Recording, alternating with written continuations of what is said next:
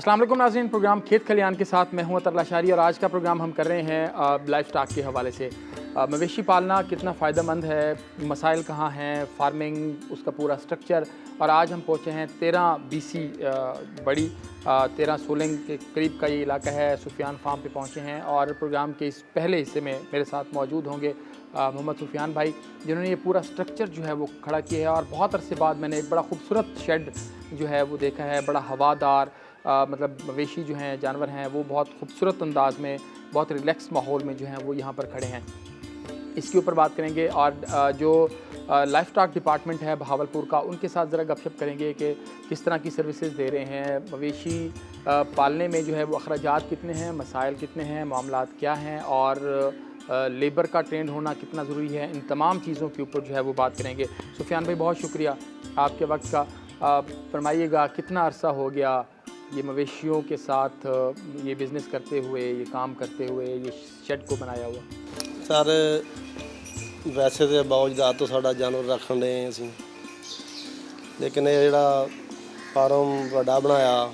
तो कितने जानवरों के लिए आपने इसको डिज़ाइन किया है कि इस पूरे शेड में कितने बाय कितने का है और कितना इसमें आ सकते हैं जानवर? सर ये 3 एकड़ों में है। 3 एकड़ में है जी। और ये जो इसकी कंस्ट्रक्शन है ये कितने मरले पे या कितने कनाल पे होगी पूरी? 3 एकड़ में ही बनाया है, इसमें सारी कंस्ट्रक्शन की हुई है। अच्छा, सारी इसमें कंस्ट्रक्शन की हुई है। अच्छा, जब आपने शुरू किया तो आपके पास कितना सरमाया था, कितने वसाइल थे जो आपने इसके ऊपर खर्च किए हैं? सर ये मैंने 60 जानवरों से शुरू किया है। ठीक है। ऐसा ऐसा ऐसा उसको बढ़ाता गया, ऐसा ऐसा 100 हो गया, 150 जानवर का लिया।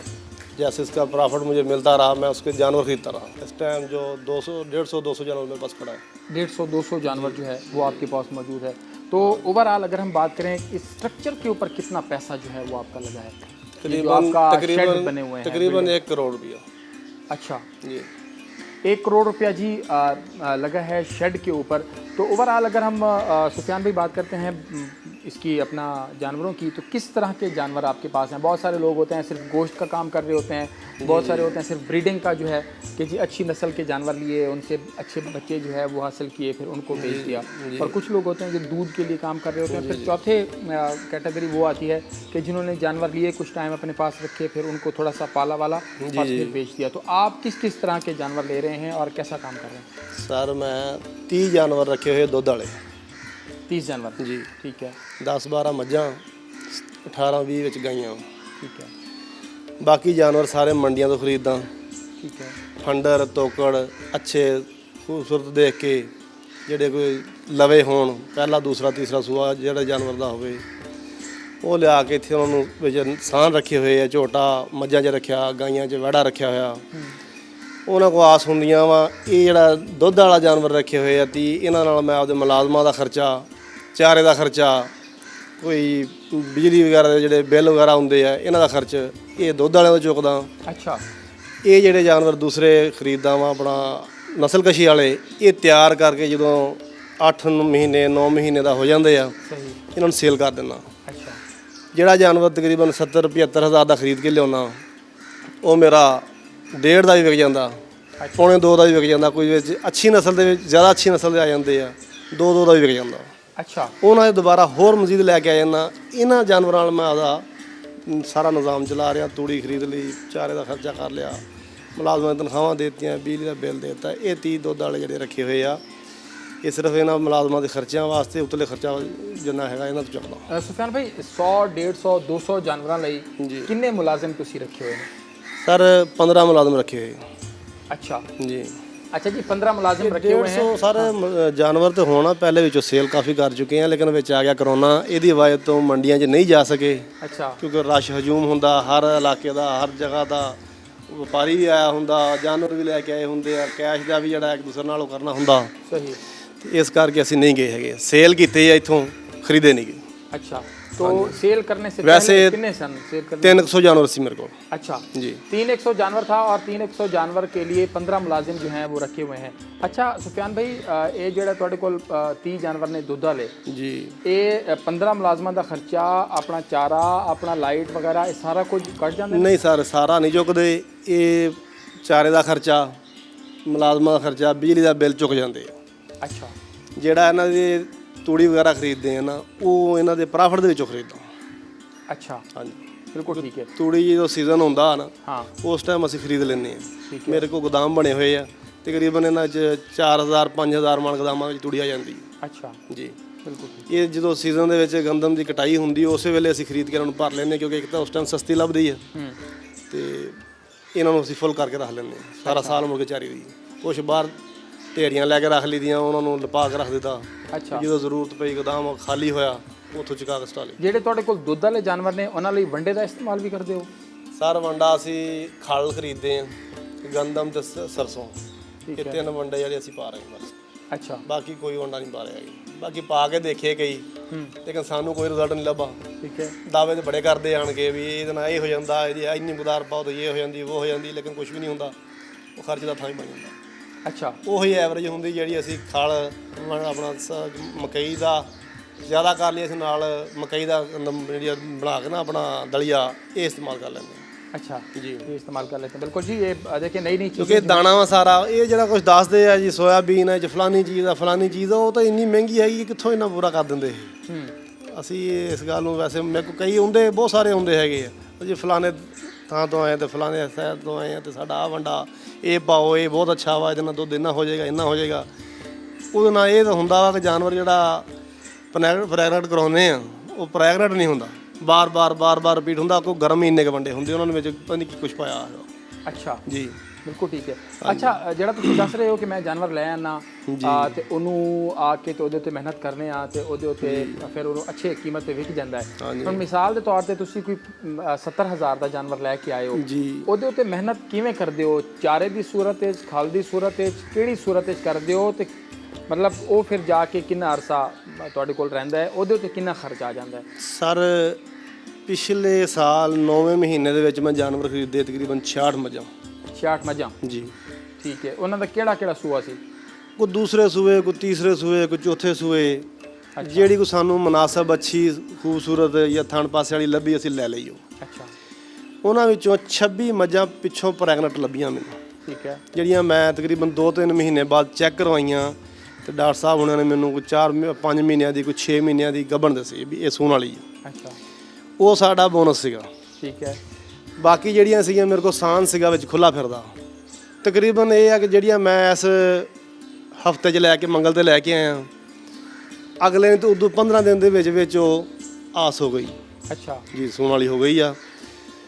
ਤੇ ਵਿੱਚੋਂ 2 ਤੋਂ 3 ਮੱਝਾਂ ਨੇ ਜਿਹੜਾ ਸਾਨੂੰ ਧੋਖਾ ਦਿੱਤਾ, ਜਿਹੜੀਆਂ ਨਹੀਂ ਰਹੀਆਂ, ਉਹ ਅਸੀਂ ਕੁਰਬਾਨੀ ਦੇ ਆਣ ਕੇ ਸੇਲ ਕੀਤੀਆਂ। ਨੁਕਸਾਨ ਸਾਨੂੰ ਉਹਨਾਂ ਨੇ ਨਹੀਂ ਦਿੱਤਾ, ਉਹ ਆਪਦਾ ਖਾਦਾ ਸਾਨੂੰ ਦੇ ਗਈਆਂ, ਜਿਹੜਾ ਖਰਚ ਹੋਇਆ ਸੀਗਾ। ਅੱਛਾ, ਨੁਕਸਾਨ ਨਹੀਂ ਕੀਤਾ।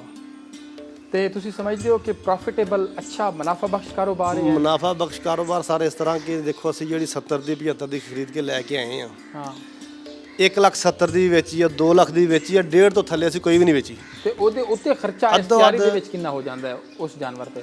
ਖਰਚ ਸਾਰਾ ਮੈਂ ਟੋਟਲ ਬਣਾਇਆ, ਕਿਉਂਕਿ ਮੈਂ ਜ਼ਕਾਤ ਦੇਣਾ ਹੁੰਦਾ ਮਾਲ ਦੀ। ਅੱਛਾ, ਮਾਸ਼ਾਅੱਲਾ। ਜ਼ਕਾਤ ਦੇ ਰਮਜ਼ਾਨ ਸ਼ਰੀਫ ਚ ਆਣ ਕੇ ਮੈਂ ਟੋਟਲ ਜਾਨਵਰਾਂ ਦੀ ਜਿੰਨਾ ਟੋਟਲ ਸਾਲ ਦਾ ਖਰਚਾ ਬਣਾਉਣਾ, बना के और ज़कात बना के ज़कात ज़रूर करनी। तो 40 लाख रुपए तो आप उसके ऊपर मतलब जो है वो खर्च करते हैं। तो जो आपको ये प्रॉफिट देते हैं साल में वो मतलब कितना? सर ये तो देखो मैं 1.5 लाख अपना 75 लाख के जानवर पाए आ, तो मैनू 1.5 करोड़ का जानवर विकते हैं। अच्छा जी, वो तो जानवर मेरे को कहाँ से 300 जानवर सी, 300 जानवर सीगा, 300 जानवर का मेरा 40 लाख खर्चा आया। सही, 40 लाख कढ़ के 300 का जो 75 ना खरीदिया वा 3 करोड़ रुपया बनता। सही, 3 करोड़ ਦੇ ਵਿੱਚੋਂ 40 ਲੱਖ ਕੱਢ ਦਿਓ, ਬਾਕੀ ਜਿਹੜਾ ਇਹਨਾਂ ਦਾ ਅੱਧ ਹੈਗਾ ਵਾ ਉਹ ਖਰੀਦ ਆ। ਸਹੀ ਹੈ, ਇਹ ਹੀ ਨਹੀਂ ਕਿ ਸਾਰਾ 75 ਦਾ ਹੀ ਖਰੀਦ ਆ, ਵਿੱਚ ਕੋਈ 80 ਦੀ ਵੀ ਖਰੀਦੀ ਆ, ਕੋਈ ਲੱਖ ਦੀ ਵੀ ਖਰੀਦੀ, ਲੇਕਿਨ ਜਿਹੜੀ ਲੱਖ ਦੀ ਖਰੀਦੀ ਉਹ 2 ਲੱਖ ਦੀ ਵਿਕੀ।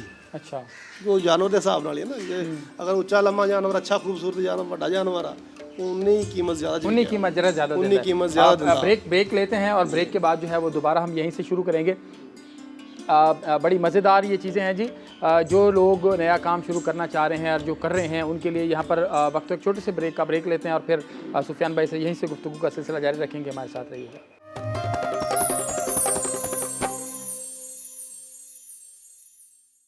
वेलकम बैक जी। बात कर रहे हैं लाइफ स्टॉक फार्मिंग के हवाले से। सुफियान भाई ये बताइएगा कि लेबर का जरा ट्रेन होना है वो कितना ज़्यादा जरूरी है? तुम समझते हो कि अगर लेबर थोड़ी एक्टिव है ਤਾਂ ਫਿਰ ਤੁਹਾਡੀ ਇਹ ਫਾਰਮਿੰਗ ਜ਼ਿਆਦਾ ਕਾਮਯਾਬ ਹੈ। ਕਿੰਨੀ ਮਿਹਨਤ ਕਰਦੇ ਹੋ ਆਪਣੀ ਲੇਬਰ ਨੂੰ ਸਮਝਾਉਣ ਦੇ ਉੱਤੇ ਕਿ ਵੀ ਇਹ ਜਾਨਵਰਾਂ ਨੂੰ ਕਿਵੇਂ ਕਿਵੇਂ ਇਹਨਾਂ ਦਾ ਖਿਆਲ ਰੱਖਣਾ ਹੈ? ਲੇਬਰ ਸਮਝਾਉਣੀ ਜਿਹੜੀ ਹੈ ਨਾ, ਇਹ ਤਾਂ ਹੈ ਬਹੁਤ ਮੁਸ਼ਕਲ ਜਿਹਾ ਕੰਮ। ਇਹਨਾਂ ਨਾਲੋਂ ਤਾਂ ਪੱਠੇ ਆਪ ਪਾਲਣੇ ਵਾਰੇ 'ਚ। ਅੱਛਾ। ਬਹਰਹਾਲ ਫਿਰ ਵੀ ਇੰਨਾ ਜਿਹੜਾ ਖਲਾਰਾ ਵਾ ਨਹੀਂ ਸੰਭਾਲ ਹੁੰਦਾ, ਲੇਬਰ ਰੱਖਣੀ ਪਈ। ਇਹਨਾਂ ਨੂੰ ਸਵੇਰ ਨੂੰ ਸਮਝਾ ਕੇ ਜਾਈਦਾ ਤੇ ਸ਼ਾਮ ਨੂੰ ਇਹ ਵਿਗੜੇ ਹੁੰਦੇ ਆ। ਅੱਛਾ। ਕਿਹੜਾ ਕੰਮ ਸਿੱਧਾ ਉਹਨਾਂ ਨੂੰ ਦੱਸ ਕੇ ਉਹਨਾਂ ਨੇ ਪੁੱਠਾ ਕੀਤਾ ਹੁੰਦਾ ਵਾ। ਠੀਕ ਹੈ। ਬੜੀ ਮੁਸ਼ਕਲ ਨਾਲ ਜਾ ਕੇ ਬੰਦੇ ਹੁਣ ਸਿੱਧੇ ਹੋਏ ਆ। ਜਦੋਂ ਸਿੱਧੇ ਹੁੰਦੇ ਇਹਨਾਂ ਨੂੰ ਪੀੜ ਪੈਣ ਲੱਗ ਪੈਣੀ, ਸਾਡੀ ਤਨਖਾਹ ਹੋਰ ਵਧਾ ਦਿਓ। ਠੀਕ ਹੈ। ਉਹ ਕੋਈ ਨਾ ਕੋਈ ਬਾਹਰੋਂ ਪੈਂਦਾ ਵਾ, ਉਹ ਇਹਨਾਂ ਨੂੰ ਉਂਗਲ ਦਿੰਦਾ ਹੈਗਾ ਵੀ ਇਹ ਤੁਸੀਂ ਉੱਥੇ 10,000 ਲੈਣਾ, ਮੇਰੇ ਕੋਲ ਆਏ ਤੈਨੂੰ 11 ਦਊਂ। ਜਿਵੇਂ 11ਵੇਂ ਦਾ ਖਾਬ ਦੇਖਣ ਲੱਗ ਪੈਂਦੇ, ਇਹਨਾਂ ਨੂੰ ਇਹ ਕੰਮ ਨਹੀਂ ਚੰਗਾ ਲੱਗਦਾ ਹੈਗਾ, ਹੋਰ ਪਾਸੇ ਨੂੰ ਦੇਖਦੇ। ਠੀਕ ਹੈ। ਪਰ ਲੇਬਰ ਵਾਲਾ ਕੰਮ ਮੁਸ਼ਕਲ ਆ ਥੋੜਾ ਜਿਹਾ। ਅੱਛਾ ਜੀ, ਅਕਸਰ ਫਾਰਮ ਜਿਹੜੇ ਫੇਲ ਹੁੰਦੇ ਆ ਲੇਬਰ ਦੀ ਵਜ੍ਹਾ ਤੋਂ। ਅੱਛਾ।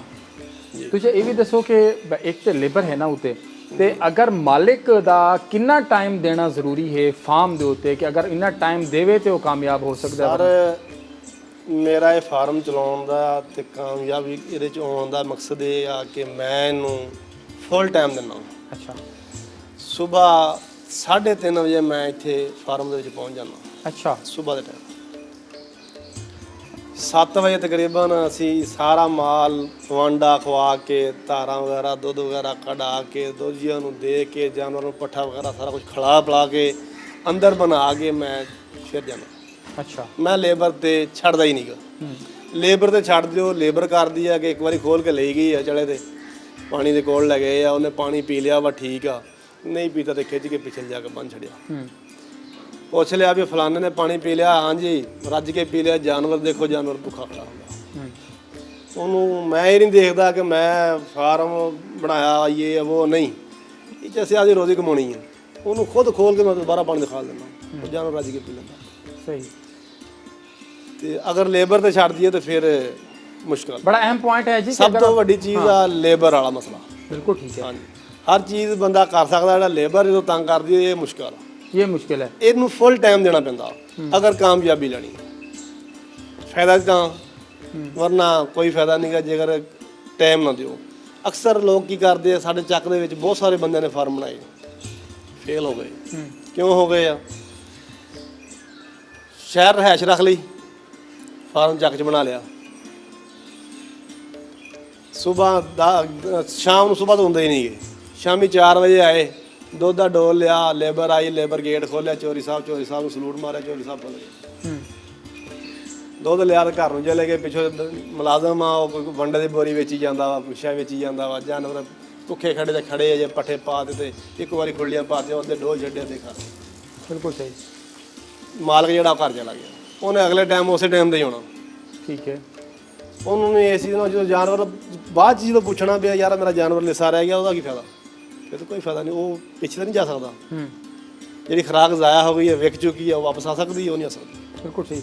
ਅੱਛਾ ਸੁਫਿਆਨ ਭਾਈ, ਇਹ ਦੱਸੋ ਕਿ ਫਾਰਮ ਦੇ ਉੱਤੇ ਜਾਨਵਰ ਜਿਹੜਾ ਹੈ ਜ਼ਾਹਿਰੀ ਗੱਲ ਹੈ ਕਿ 1-1 ਲੱਖ 2-2 ਲੱਖ ਰੁਪਏ ਦਾ ਜਾਨਵਰ ਹੈ ਜੀ।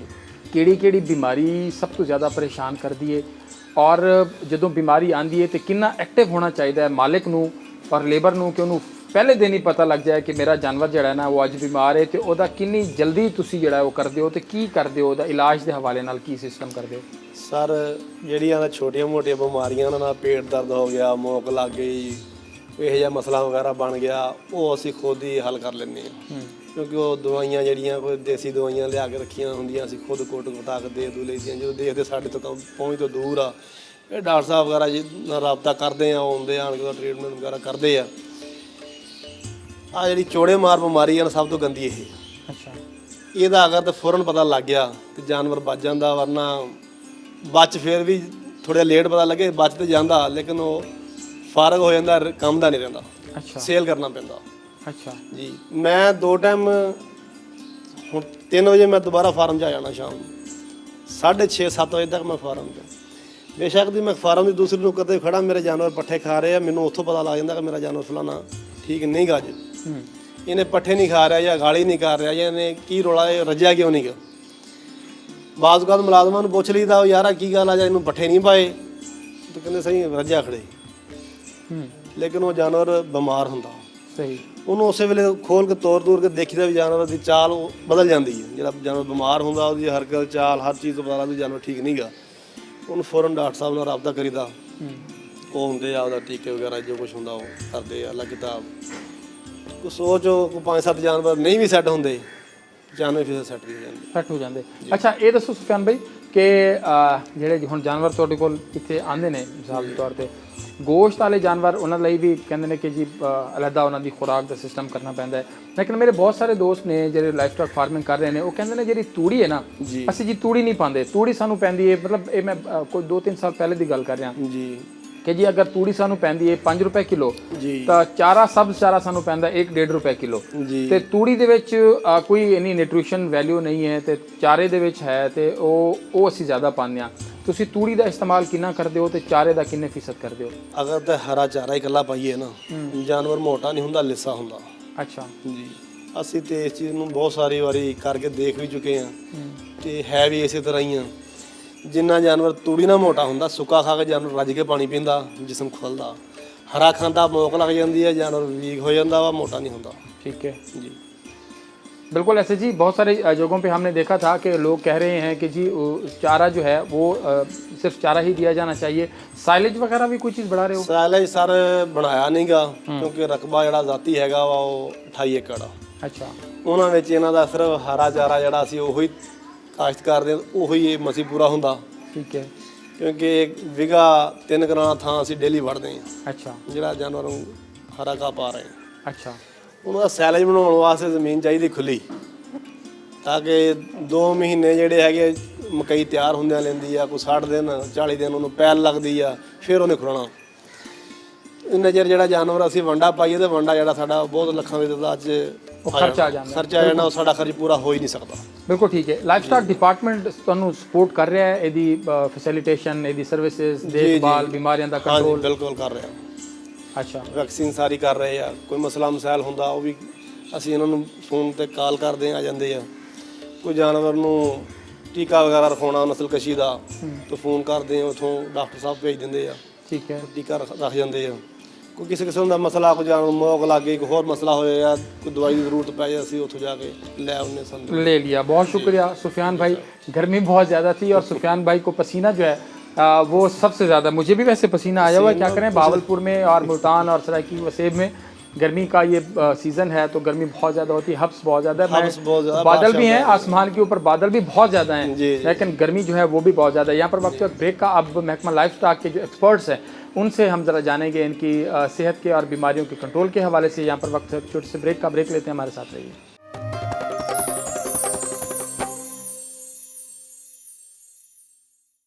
वेलकम बैक जी। प्रोग्राम के पहले से में हम बात कर रहे थे सुफियान भाई के साथ जो लाइफ स्टॉक फार्मर हैं, उनका तजर्बा क्या था उसके ऊपर बात की।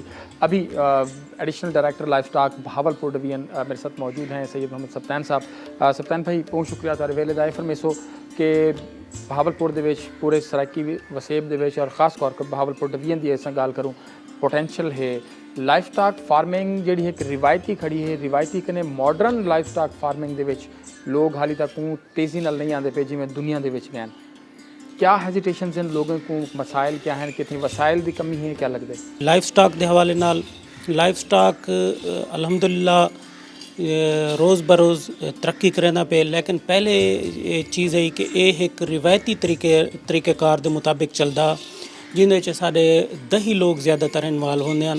10 लोग ही जानवर रखे हैं जिन्हों का एक तो यह होंगे कि गुजर बसर वास्ते अपने घरेलू खर्च अखराजात पूरा करने वास्ते, दूजा कुछ लोग जिमें वड्डे जिमीदार थे गए वो अपने शौकिया तौर पर जानवर रखे हैं। लेकिन अजकल के दौर को देखते हुए और दूजा है कि आबादी की इजाफे को मद्देनज़र रखे हुए हैं क्योंकि लाइफ स्टॉक दुध गोश्त अंडे की सूरत बेहतरीन प्रोटीन पैदा करेंगे। हुण मुख्तलिफ चीज़ां जिहड़ियां ना वो महकमे ने भी शुरू कराए हैं जिहदे नाल ये है कि साडे एक रिवायती तरीके तो हट के लाइफ स्टॉक फार्मिंग जिहड़ी है ना एक कमर्शियल बेस ते बिजनेस बेस दे नाल आंदी पई है और उहदे विच हुण अच्छे खासे लाइफ स्टॉक फार्मर जिहड़े ना वो अच्छे पढ़े लिखे लोग भी बिजनेस आंदे पे जिहदे नाल ये कि हमेशा दुध ਔਰ ਗੋਸ਼ਤ ਔਰ ਅੰਡੇ ਦੀ ਪੈਦਾਵਾਰ ਦੇ ਵਿੱਚ ਇਜ਼ਾਫਾ ਵੀ ਥੀਂਦਾ ਪਿਆ। ਇਹਦੇ ਵਿੱਚ ਮਹਿਕਮੇ ਦੀ ਮੁxtਲਿਫ ਇਕਦਾਮਾਤ ਹਨ ਜਿਹਦੇ ਵਿੱਚ ਸਰਫਰੈਸ ਦੇ ਕਿ ਦੇਖੋ ਕਿ ਸਭ ਤੋਂ ਪਹਿਲੇ ਜਾਨਵਰ ਜਿਹੜਾ ਹੈ ਉਹ ਮੂਜ਼ੀ ਅਮਰਾਜ਼ ਤੋਂ ਮਰਦੇ ਜਿਹਦੀ ਵਜ੍ਹਾ ਤੋਂ ਲੋਕਾਂ ਦਾ ਬੜਾ ਨੁਕਸਾਨ ਥੀਂਦੇ। ਅੱਜ ਤੋਂ 5-7 ਸਾਲ ਪਹਿਲੇ ਹੁੰਦਾ ਕਿ ਅਸਾਂ ਕਨੇ ਜਿਤਨੀ ਜਾਨਵਰਾਂ ਦੀ ਤਾਦਾਦ ਹੁੰਦੀ ਉਤਨੀ ਅਸਾਂ ਕੋ ਵੈਕਸੀਨ ਹੀ ਕਹਿਣਾ ਮਿਲਦੀ। ਲੇਕਿਨ ਪਿਛਲੇ 4-5 ਸਾਲਾਂ ਤੋਂ ਮਹਿਕਮੇ ਨੇ ਇਸ ਸਪੈਸ਼ਲੀ ਇਸ ਸੈਕਟਰ ਦੇ ਉੱਤੇ ਬੜਾ ਕੰਮ ਕੀਤੇ। ਅਸਾਂ ਕਨੇ ਵਾਫਿਰ ਮਿਕਦਾਰ ਵਿੱਚ ਵੈਕਸੀਨ ਟਾਈਮਲੀ ਵਕਤ ਤੇ ਅਸਾਂ ਕਨੇ ਜਿਹੜਾ ਸ਼ੈਡਿਊਲ ਹੁੰਦੇ ਉਹਦੇ ਮੁਤਾਬਿਕ ਵੈਕਸੀਨ ਪੁੱਜਦੀ ਹੈ। ਔਰ ਸਭ ਤੋਂ ਬੜੀ ਦੂਜੀ ਗੱਲ ਹੈ ਕਿ ਉਸ ਵੈਕਸੀਨ ਦਾ ਪਹਿਲੇ ਅਸਾਂ ਕਨੇ ਕੋਈ ਸਟੋਰੇਜ ਦਾ ਕੋਈ ਉਹਦੇ ਠੰਡਾ ਕਰਨ ਦਾ ਉਹ ਕੋਈ ਸਿਸਟਮ ਮੌਜੂਦ ਨਾ ਹਾਂ।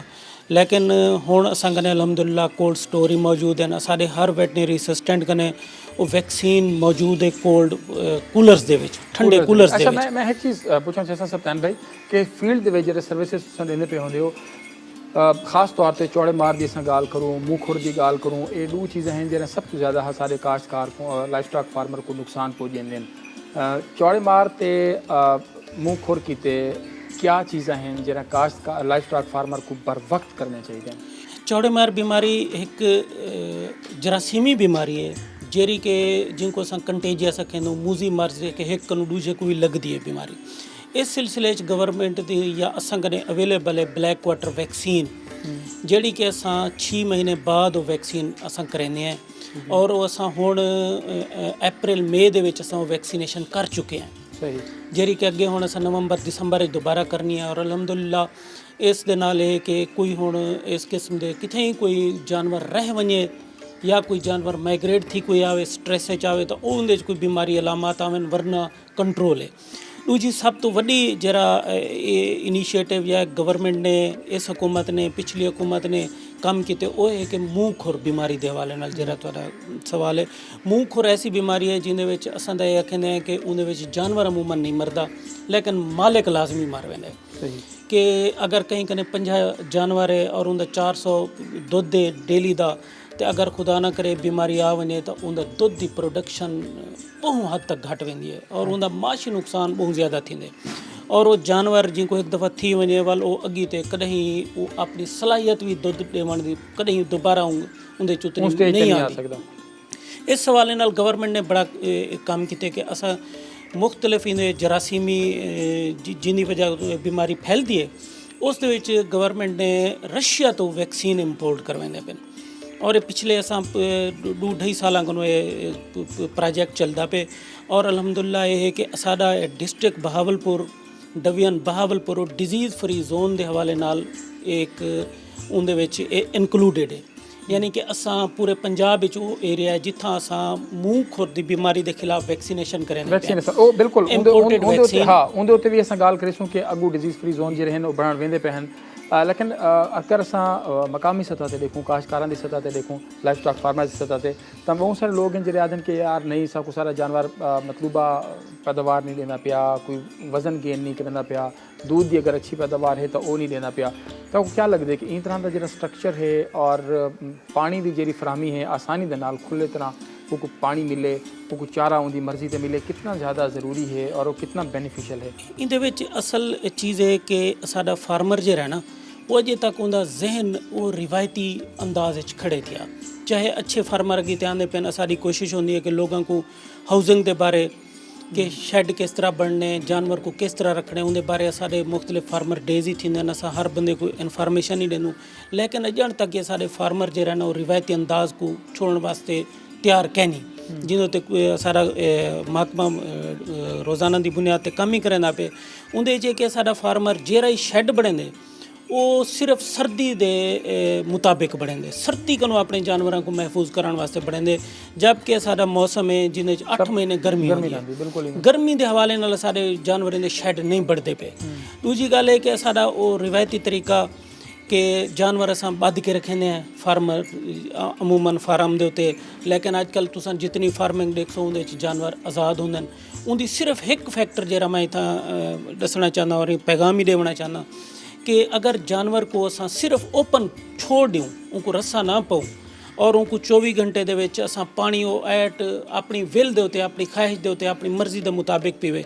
ਅਗਰ ਉਹ ਜਾਨਵਰ ਦੁੱਧ ਦੇਣਾ ਪਏ ਤਾਂ ਯਕੀਨ करे सो कि ਉਹਦਾ 24 ਘੰਟੇ ਦੇ ਵਿੱਚ 1 ਕਿਲੋ ਦੁੱਧ ਵੱਧ ਵੈਸੇ। ਔਰ ਅਗਰ ਅਸਾਂ ਸਿਰਫ ਇਤਨਾ ਕਰ ਗਿਨੋ, ਸਾਡਾ ਫਾਰਮਰ ਜਿਹੜਾ ਪੜ੍ਹਿਆ ਲਿਖਿਆ ਫਾਰਮਰ ਹੈ, ਸਾਡਾ ਨਵਾਂ ਫਾਰਮਰ ਹੈ, प्रोग्रेसिव है, जरा बिजनेस के तरीके से आना पे उन्होंने जानवर अमूमन तो नज़र सन के ओपन हैं और उन्हें को पानी की वाफिर मिकदार सप्लाई है। जबकि सारा दूजा फार्मर जरा है वो रिवायती तरीके से खड़े के उन्हें सुबह के टाइम एक दफ़ा जानवर को पानी पिलावने, दूजी दफ़ा उनको शाम को जानवर पानी पिलावने। सिर्फ असें एक कारगिनू अगर मैं मिसाल ये देवां कि अगर मेरे डिस्ट्रिक्ट के 14 लाख वड्डा जानवर है, मैं यही सोच गिना कि 14 लाख चो भी 7 लाख जानवर ऐसा जरा दुध देना पे तो 7 लाख का अगर सिर्फ वो जानवर ओपन कर दिते वजन उन्हें को वाफिर पानी दिता वजे तो मैं इस चीज़ गरंटी ना आख सकदा कि साडा हुण भी अगर 7 लाख लीटर या साडा 7 लाख लीटर अगर 1 लीटर ही उन्हें या अद्धा लीटर ही ला गिनो तो 3-3.5 लाख लीटर जो ना उन्होंने दुध की मिकदार बढ़ा सकते हैं। जरी कि आहिस्ता आहिस्ता प्रोसेस है, लोगों को मालूमात देने हैं, महकमा इन काम करें पे जिंदे नाल अल्हम्दुलिल्लाह अच्छा रिजल्ट भी आंदा पे, लोग इन तरफ अट्रैक्ट भी थींदे पेन। बहुत ज़्यादा ज़रूरी है ई पासे आवन क्योंकि ज़हरी गाल है बिजनेस जड़ा है वो होने अगर उसको मुनाफा बख्श कारोबार लाइफ स्टॉक फार्मिंग को सारे काश्तकार भिरा नहीं बढ़े तो उन तक कोई एक ज़्यादा कने मुनाफा घेन भी नहीं सकते जे तक तुम कैलकुलेशंस ना रखो। डॉक्टर साहब बहुत शुक्रिया तुम्हारे वक्त का। इसके बाद जी चलते हैं अभी हम और director life stock division Bahawalpur जो हैं उनके साथ बात करेंगे खसूसी तौर पर कि बहावलपुर को डिजीज़ फ्री जोन बनाने के हवाले से जो पंजाब हुकूमत का प्रोजेक्ट है उसके हवाले से ज़रा बात करेंगे और इसके बेहतर मुस्तकबिल के हवाले से कहाँ पर क्या क्या चीज़ें जो हैं हो रही हैं। यहाँ पर वक्त एक छोटे से ब्रेक लेते हैं, हमारे साथ रहिए।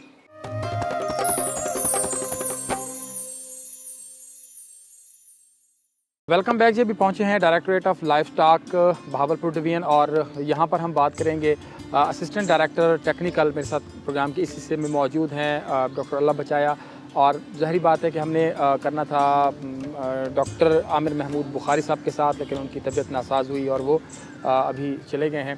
डॉक्टर साहब ये फरमेसो कि असां पहले भी प्रोग्राम किए काश्तकारें दे नाल पहले चंक्स दे विच और एडिशनल डायरेक्टर लाइफ स्टॉक दे नाल भी डिजीज़ फ्री जोन दे किते जिहड़ा कम थींदा पिया हा कि तक पुजा बहावलपुर को डिजीज़ फ्री जोन बनाने दे हवाले नाल अल्हम्दुलिल्लाह मूँह खुर के हवाले नाल असां 6 राउंड इन्हें कर चुके हैं। यानी असां 6 दफ़ा इनकी वैक्सीन कर चुके हैं।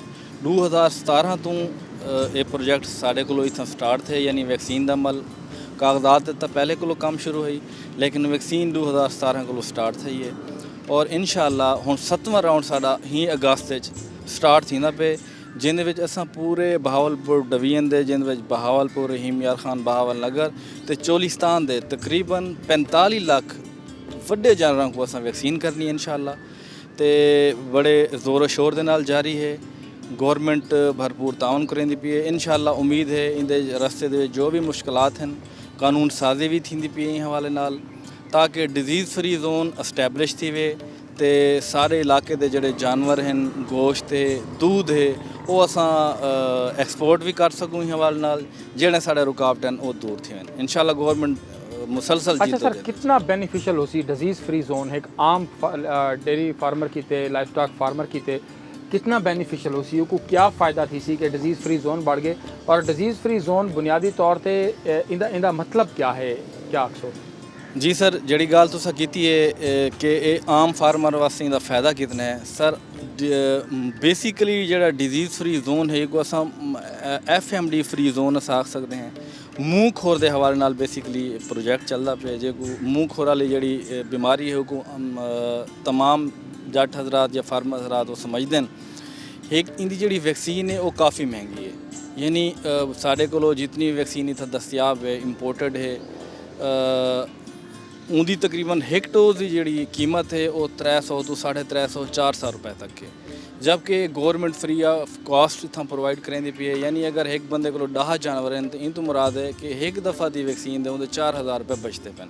इनके अलावा जानवरों का जोड़ा बिया नुकसान थी बीमारी की वजह तो थण भी ख़राब थी वेंदे जानवर कमज़ोर थी वेंदे बिया इनके बहुत सारा कॉम्प्लिकेशंस हैं वो भी वैक्सीन थीवण की वजह तो नहीं थींदा पियां। और अल्हम्दुलिल्लाह गुज़िश्ता 3 साल के दौरान सारे इलाके दे विच सारे डिवीजन दे विच FMD ਦੇ ਕੇਸਿਸ ਰਿਪੋਰਟ ਵੀ ਕਹਿ ਨਹੀਂ ਥੇ।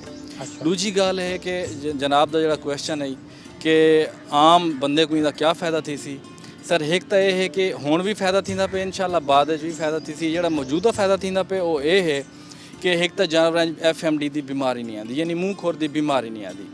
ਤੇ अगर बीमारी आ वञे तो ये बहुत ज़्यादा इंदी जड़ी को साथ मॉर्बिडिटी लेवल बहुत ज़्यादा होंगे, यानी जानवर के बीमार थी होने की जी रेशो है वो 80-90% तक होंगी है। मॉर्टैलिटी यानी जी डेथ की रेशो है इनकी कम है, लेकिन जानवर ज़्यादा बीमार थी और इनके इलाज वाल दे बाकी चीज़ों से बहुत ज़्यादा खर्चा थी। इनके अलावा जानवर जड़े ना दूध पैदावार उन्होंने कम थी वेंदी है। बाद का जड़े प्रैगनेंट एनिमल होंगे वो भी उन्होंने भी अबार्शन थी वेंदी है, यानी लॉसिस इनके बहुत ज़्यादा हैं। तो साफ ज़रिया जी वैक्सीन थी पी इन तमाम चीज़ों का जो बेनीफिट है वो एक आम फार्मर को मिलता पे, इन हवाले बड़ी बेनीफिशियल है। दूजी गल है कि जिस वेले FMD फ्री जोन सारा इंशाल्लाह बन वे सी डिक्लेयर थी वैसी FAO ने एक सर्टिफाई कराने, UNO का जैली इदारा है उनके उत्ते भी काम चलता पे। इंशाल्लाह उनके बाद सारे इलाके का जोड़ा फार्मर हो सी उसको इवें फायदा थी होने कि उनके जानवर की जी कीमत है वो वध बनी है इंशाल्लाह। CPEC चूँकि इतना कि बनता पे हुण चाइना के तावन नाल तो दुनिया का जोड़ा 29% 29% चाइना इंपोर्टर है गोश्त का, यानी बहुत बड़ा इंपोर्टर है, सारे को बहुत बड़ी मार्केट है। और अल्हम्दुलिल्लाह पाकिस्तान भी लाइफ स्टॉक के नाल रिच है। तो जो ही इंशाल्लाह ये प्रोजेक्ट कंप्लीट थींदे FMD फ्री जोन भी सारा बनते तो इंशाल्लाह सारे इलाके के जोड़े जानवर हैं ये इंपोर्ट भी थी सन, इतों गोश्त भी बन सकते, इतों दूध भी बन सकते। जब तक FMD फ्री जोन रजिस्टर्ड नहीं थींदा, डिक्लेयर नहीं थींदा, उंगले तक असा मजबूर हैं कहीं भी मुल्क को असा अपने जानवर गोश्त दूध प्रोडक्ट्स असा एक्सपोर्ट नहीं कर सकते। अच्छा सर ये भी फरमिसो कि जिमें तुसें गल की है कि डिजीज़ फ्री जोन और ज़ाहरी गल है कि एक बेनीफिशियल उसी इंतहाई, और दूसरी गल ये भी है कि एक जरा आम लाइफ स्टॉक फार्मर है उतनी अपने रिवायती तरीकों के उत्ते भी कितने खड़े थे। पिछले 4-5 साल का जायज़ा गिनूँ भावलपुर डिवीजन के जो जानवर हैं छोटे या वड्डे उन्हां दी प्रोडक्शन दी रेशो वधी है, जानवरों की तादाद वधी है या घटी है, और दूसरा जो मॉडर्न डेयरी फार्मिंग का रुझान है लोग एक बिजनेस समझ के करना चाहते पैन या करना शुरू किए ने उन्हां दी परसेंटेज का को लगता है कि वधदी पई है। जी बड़ा अच्छा तुसें सवाल किए। अगर लाइफ स्टॉक सेंसिस को डिठा वजे तो जानवरों की तादाद अल्हम्दुलिल्लाह वधी पई है। स्पैशली बहावलपुर डिवीजन के हवाले नाल अगर गल करूँ तो जानवरों की तादाद वधी पई है, स्पैशली जोड़े लार्ज एनिमल हैं उन्होंने तादाद वधी पई है। तो दूजा जी तुस कमर्शियल फार्मिंग का हवाला देंदे पे बेसिकली इवें कि सारे मुल्क के तकरीबन जोड़े 99% फार्मर हैं 99% 89% फार्मर वो सारे को स्मॉल होल्डर है और वो हैं लैंडलैस लोग हैं जिन्हों की अपनी कोई ज़मीन कै नहीं। सही कमर्शियल फार्मिंग सारे मुल्क के विच वैसे भी बहुत घट है तो इतना बहावलपुर डिवीजन भी कोई ज़्यादा कह नहीं। चंद लोग हैं जोड़े कमर्शियल लैवल ते टाइम काम करेंदे पे, लेकिन उन्होंने तादाद ज़्यादा कह नहीं। ज़्यादातर इंडस्ट्रीयलिस्ट इन आते पे। हुण एक नवा ट्रेंड आता पे, लोग इन जदीद फार्मिंग करना चाहते हैं, डेयरी के इतना कर कुछ लोग आ भी गए, लेकिन कोई बहुत ज़्यादा कह नहीं सारे डिवीजन के हवाले। अच्छा ये दसो कि मैं अगर एक लाइफ स्टॉक फार्मर हाँ मेरे को 4-5-6 जानवर खड़े हैं तो मैं उन्होंने दूध की पैदावार गोश्त की पैदावार बढ़ावन की मेरे को क्या टेक्निक्स अडॉप्ट करना चाहिए और मेरे को उन्होंने जानवर जो ज़्यादा से ज़्यादा प्रॉफिट जोड़ा है वो किमें गेन करना चाहिए। जी बड़ा अच्छा तुसें सवाल किए हुए कि बेसिकली लोग जानवर तो रखें लेकिन सही तरीके मैनेज नहीं कर सकते। मैं मुख्तसरन जी गल करे तो 3 चीज़ों का ख्याल करना चाहिए है फार्मर को। एक तो पहले नंबर पर वो वैक्सीन का ख्याल करे, वो एक छोटी जी कापी एक डायरी जी बढ़ा के घर के उनके कोल पई होवे, उनको पता हो भी फलाने सीजन मेरी फलाने बीमारी की वैक्सीन थी तो हम मौसम आ गया मैं वैक्सीन करवानी डिज़ाइन कर गए। बिल्कुल एक कैलेंडर जी डिज़ाइन कर गए और बड़ा ईजी है, वो अपने को नोट कर गए सी जो महकमे का बंदा जो वैक्सीन कराना आंदे वो उन्हें को पहुँची गए भी नैक्सट करन सारी वारी आनी है, वो उनके उत्ते दोबारा वैक्सीन लाजमी करावे। नंबर 1 वैक्सीन बहुत ज़रूरी है। इनके अलावा डिवर्मिंग यानी पेड़ के कीड़े वाले जो दवाएँ हैं ना सर वो जरूर देने चाहिए हैं। हर 3 तो 4 महीने बाद छोटे जानवर होवें या वड्डे होवें वो लाजमी देने चाहिए हैं, वो सुस्ती नहीं करनी चाहिए। तकरीबन 100% जानवरों के पेट कीड़े होंगे, उसका नुकसान ये थी कि जो पेट के कीड़े होंगे वो जानवरों की खुराक को खा वेंदे क्योंकि वो पेट होंगे आंतों के होंगे मैदे के होंगे, वो खुराक जानवर को लगती ही क्या नहीं। ਜਿਹੜੇ ਲੱਗਦੀ ਕਹਿ ਨਹੀਂ ਵਾਸਤੇ ਜਾਨਵਰ दूध गोश्त की पैदावार भी कम रहंदी को डायरिया लग वेंदे मोशन लग वेंदे बाकी चीज़ां रह वेंदे वो वीक थी वेंदे इनके अलावा जी तीजी तो इंपॉर्टेंट चीज़ है वो है खुराक की कमी यानी मुतवाजन खुराक की कमी न्यूट्रिशनल डेफिशिएंसी अस जो आते हैं कि लोग जानवर पलेंदे लेकिन वो समझते हैं अस घाह पेंदे खड़े हैं सब बस चारा असा पेंदे खड़े हैं तो ये मुकम्मल खुराक है असा सारे को भी जो बहुत सारे लोग आते हैं जानवर घाह अस सटेंदे पे पूरा का पूरा घाह सारे को आम है जानवर मोटा नहीं थींदा असा उन्होंने ये समझने भी मुतवाजन खुराक यानी जिंदे खल वंडा ये चीज़ां शामिल हैं तुसें ज़रूर अपने जानवरों को इस्तेमाल कराओ खास तौर पर जानवर जो दूध देंदे पे होंदे जानवर जिन्हों को अस मोटा करेंदे पे होंदे अगर असा ये ना ॾिसूं तो वाल कोई फ़ायदा क्या नहीं जानवर ते मेहनत अस करेंदे खड़े होंदे लेकिन खातर खा इजाफा नहीं थींदा ते मुतवाजन खुराक का बड़ा ख्याल करना चाहिए एक तो खास तौर पर जो दूध देने वाले जानवर हैं या गोश्त वास्ते या जो प्रैगनेंट हैं जानवर जो गब्भण है होंदी तो खुराक का ज़्यादा ख्याल करना चाहिए क्योंकि एक तो हुकू खुद को ज़रूरत है दूजा जो पेट बच्चा होंगे हुकू भी ज़रूरत होंगी तो इन हवाले नाल गौरमेंट की स्कीम भी चलती पई है वंडा साढ़े मुख्तलिफ सारे सहूलत सेंटर दस्तियाब हैं जनाब को जिमें इतना कि नज़र भी आंदा पिया सी तो सारे हर तहसील लेवल ते सेंटर बड़े हैं उतना गौरमेंट सब्सिडाइज रेट ते प्रोवाइड करेंदी है उनके बड़े अच्छे रिजल्ट हैं सारे को वंडा भी होंगे पिया मिनरल मिक्सचर भी होंगे यूरिया मोलैसिस ब्लाक इस तरह की सारी चीज़ां मिलते हैं जोड़े जानवरों की मुतवाजन खुराक हैं तो जानवरों को मोटा करने वास्ते बड़े फायदेमंद हैं गौरमेंट के इन सेंटरों तो भी फायदा चाहना चाहिए सेंटर तो फायदा चाहना चाहिए डॉक्टर साहब बहुत शुक्रिया तुम्हारे वेले दा प्रोग्राम के आज प्रोग्राम में हमारी यही कोशिश थी कि जो लोग नए तजर्बात कर रहे हैं ज़रा उनसे भी मिलें तो वो जो पहले हमने 2 पोर्शंस दिखाए उसमें जो हमारे जो लाइफ स्टॉक फार्मर थे वो जो तजर्बात कर रहे थे जानवरों की सेल परचेज़ उनकी दूध की पैदावार उनकी खुराक उनकी बीमारियाँ उनके शेड का स्टाइल तमाम चीज़ें डिस्कस की हैं additional director life stock सप्तान Shah साहब के साथ हमने जो है वो गपशप की और डॉक्टर अल्लाह बचाया साहब जो है वो प्रोग्राम के इस आखिरी हिस्से में हमारे साथ मौजूद थे। अगले प्रोग्राम में हम मज़ीद कुछ और चीज़ें जो हैं वो लेकर आएंगे डिस्कस करेंगे ख़ास तौर पर बकरियों के हवाले से और जो गोश्त वाले जानवर हैं उनके हवाले से जो है वो इंशाल्लाह बात करेंगे और साथ साथ हमारी कोशिश होती है कि जो बागबानी यहाँ पर हो रही है वो भी साथ साथ इंशाल्लाह आपको मुख्तलिफ़ फ्रूट्स के हवाले से वो भी दिखाएं। प्रोग्राम का वक्त अपने इख्तिताम को पहुँचा। डॉक्टर साहब का भी बहुत शुक्रिया कि वो जब भी हम आते हैं तो वो जहाँ भी फील्ड में हो तो वो टाइम निकाल के जो है वो हमारे पास हमारे साथ बैठते हैं हमारे साथ गपशप करते हैं। अपने मेज़बान नतरल्ला शारी को इजाज़त दीजिए। अल्लाह ने के बाद।